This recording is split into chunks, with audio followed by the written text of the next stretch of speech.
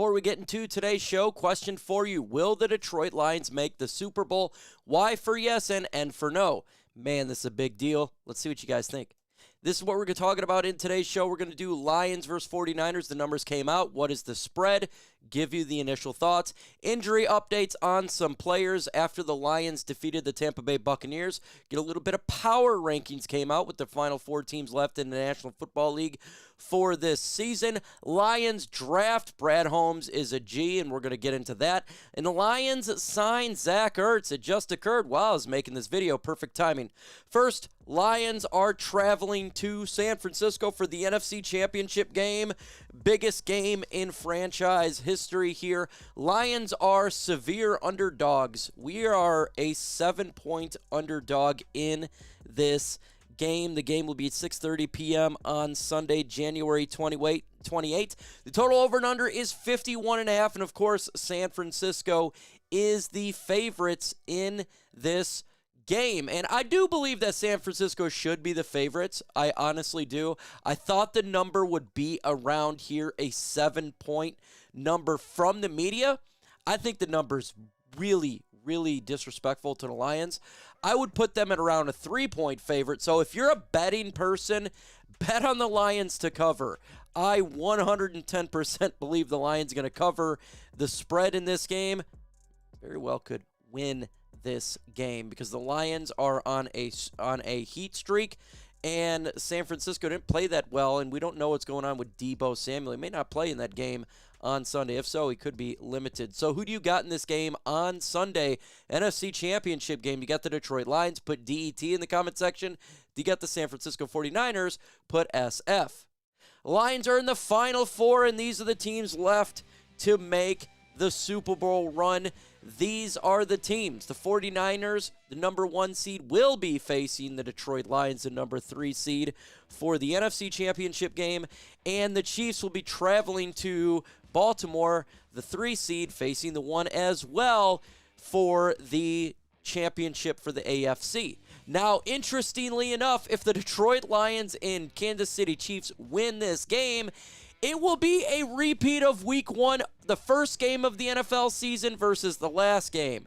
Wow, wouldn't that be crazy if that is what occurs? Maybe get rid of that asterisk by Mike Tirico right there. If the Lions can go ahead and win that game, there will be no more asterisks there. But look, the Lions face both Kansas City and Ravens. We defeated the Chiefs, and we got destroyed by the Ravens. I think the Ravens would be favored for sure, and I would rather face the Chiefs personally. That's my personal opinion. But either way, beggars can't be choosers, and I'll take it any way we can get it. So, but if the Lions were to face the Ravens in the Super Bowl, it's not going to be a blowout like it was last time for sure. But you want to know what's really awesome? Is Gametime, and it saves money. If you like to save money on sports, you need to get Gametime with killer deals, last-minute tickets, lowest prices guaranteed. You could stop stressing and start getting hyped for the fun that you'll have. It is easy to find and buy tickets for every kind of event in your area, whether that's sporting events, concerts, comedy shows, or whatever. With their lowest price guaranteed, it's the Gametime guaranteed, which means you'll always get the best prices. And if you find tickets in the same section or less, Gametime will credit you 110% of the difference. You can get exclusive flash deals from tickets for football, baseball, basketball, concerts, and more. In the middle screenshot, by the way, I think it's a fantastic feature of the app. It shows you where your seat is, and you can move your phone left to right, and you can see the area like a 3D live photo. So download Gametime app. Put in Lions Chat to get $20 off your very first purchase. It is simple. You go to the redeem code section, plug in Lions Chat, create an account. Terms do to apply. You do obviously need an email. And you can save $20 off on your first purchase. So get Gametime. Exclusive flash deals on tickets for football and baseball, in any sport, honestly. That's the way to go. So go to the description of this video, and the link will be in the comment section as well. Using Gametime, download Gametime today. Last-minute tickets, lowest prices, guaranteed. Let's continue on here and talk about injury updates. Jonah Jackson got injured in the game. Now, we don't know the severity of the injury while this video is being made right now. But He didn't come back in the game, so I'm going to assume he may not play in the game on Sunday. And that sucks. It really, really does suck because you need your offensive line. Now, Wusaka came in here. He's hot or cold at guard. He was hot. Hopefully, if he's got to play on Sunday, he will be hot again. Brock Wright injured versus the Bucks. Now, Lions signed Zach Ertz. That may tell you that he's probably not going to be available in this game. Frank Ragnow injured versus the Buccaneers. With that said, Frank the Tank Ragnow came back in the game because he is Frank the Tank. My takes on this is Ragnow is hurt, but he's not out. He'll play in that game on Sunday. There is no way on God's green earth that he does not play because that's Frank the Tank Ragnow. We need him in 2 more games, and that's it. Now, Jonah Jackson may be out. Brock Wright may be out. But again, you know, it is what it is. It sucks that Jonah potentially may not play in that game, and it does hurt. You just got a Wusaka. You can do it, my man. You can do it. I got a question for you. Are you concerned about the injury to Jonah Jackson? Y for yes and N for no. Let me know your thoughts in the comments below. The Lions did sign a player here. They signed Zach Ertz to the practice squad. 3-time Pro Bowler Zach Ertz is signing with the Lions, per sources. Tom Pelissaro. Ertz will start out in the practice squad, which plans to potentially elevate him for the NFC Championship game. A boost for the final stretch. I like the signing because of the injury to Brock Wright. And you have an injury that is pretty big, right? Brock Wright's a good blocking tight end. Now, Zach Ertz is not the best blocking tight end, but you don't need that. You got Dan Skipper. Skip can do that. We know what he can do in the blocking. He's been doing that. You guys, Jason Kabinda too. So we're good in the blocking, in my opinion. But we needed somebody that can catch the football. And guess what Zach Ertz has done at a very high level for many, many years.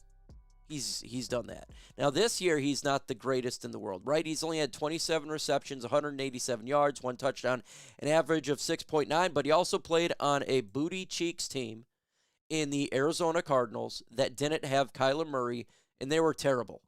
They're a terrible football team. So I think that he will be more valuable than he was. And if you look at through his career here, Zach Ertz had 709 receptions for 7,434 yards, 46 touchdowns, 10.5 average. That's a lot of experience for the tight end position. And if you look at the game that took place yesterday, Brock Wright, he got a 30-yard reception as one big catch. I think that he can do a big catch in a game. If we need Zach Ertz to come in here, he can do one big, gigantic catch. He's a veteran that can get it done. We don't need a number 1 tight end at all. We got that in Sam Laporta. We just need another comfortable blanket there for Jared Goff to check it down if he needs to check it down. And guess what? He has played San Francisco multiple times. He understands the team from the NFC West. So I think this is a big value to the Detroit Lions football team, and it's going to be big, at least for a playoff game. He's played in the big games, and this is what you do. You get big players in big games, and when you have one game away from the Super Bowl, you love what Brad Holmes doing in turning every single rock and trying to find every single thing that he can to better this roster and win and get to a Super Bowl. So I like the signing after the injury. Good. Keep doing what you're doing. Let's get into a little bit of some stats here when we look at the power rankings here. Now, the Detroit Lions power rankings, 3rd all Lions, and the rest is 4th here. So there's 4 teams, and they think we're the worst team out of the 4. Honestly, I say 3. I think the Lions are better than the Kansas City Chiefs. That's my personal opinion because we beat them already, and I think we are the better team talent-wise. So I'd put 3. I do think Ravens are better, and right now San Francisco should be favored, but make no mistake about it. I like the matchup for the Detroit Lions versus San Francisco 49ers, and I think you can make a case for the Lions to be better than them. Deebo Samuel's hurt. We can stop the run. They're predicated on Deebo and Christian McCaffrey. Well, if Deebo can't play and Christian McCaffrey gets stuffed by the Lions' defensive line and linebackers, because that's what we do, stop the run. Brock Purdy's going to have to win you that game, and we've seen where Brock Purdy can throw interceptions. I'm not saying it's going to happen, but it can happen. Make no mistake, the Lions can win the game, but I do believe San Francisco should be favored. And why is the Lions in this position? Well, it's because of a guy named Brad Holmes and his ability to draft. Brad Holmes, he took a lot of crap for this year's draft. Well, he's looking like executive of the year. He's looking like one of the best general managers regarding the draft that we've seen in a long time. Round 1, Jahmyr Gibbs, they blasted him. Gibbs is one of the reasons we're in this position. Jack Campbell, they blasted him. Jack Campbell is one of the reasons we're here. Sam Laporta, we're looking at a Hall of Fame type of tight end. He's one of the reasons we're here. Brian Branch, he's one of the reasons we're here. Phenomenal play. What done? Colby Sorsdale is coming in at some points. He's struggled, but he's developmental. Broderick Martin, he's struggled. Okay, Antoine Green, he's a depth player. And Hendon Hooker is a backup quarterback in case Jared Goff goes down. What a draft. What a draft. That's why you don't listen to the Mel Kipers all the time and the Todd McShays. Do your own evaluation. Don't care about what the big media says. I love the draft. I thought it was a great draft. The media didn't like it. Guess what? It was a great draft. And trust Brad Holmes. We may not like every move. Trade deadline, I was wanted to make it more of a move. We need to trust Brad Holmes. He knows what he's doing. All right, Brad Holmes, and we trust. I take him over my own suggestions because he's proved that this guy knows what he's doing. This is the man for the job. He can find talent, and he's making this team a very good team for many, many years to come. Brad Holmes should absolutely be general manager of the year, executive of the year. If he doesn't get it, it's an absolute lie. And he got jobbed. It is 100% his to win, in my opinion. Folks, we're dropping videos every single day. Make sure you hit that notification bell. Subscribe to the channel.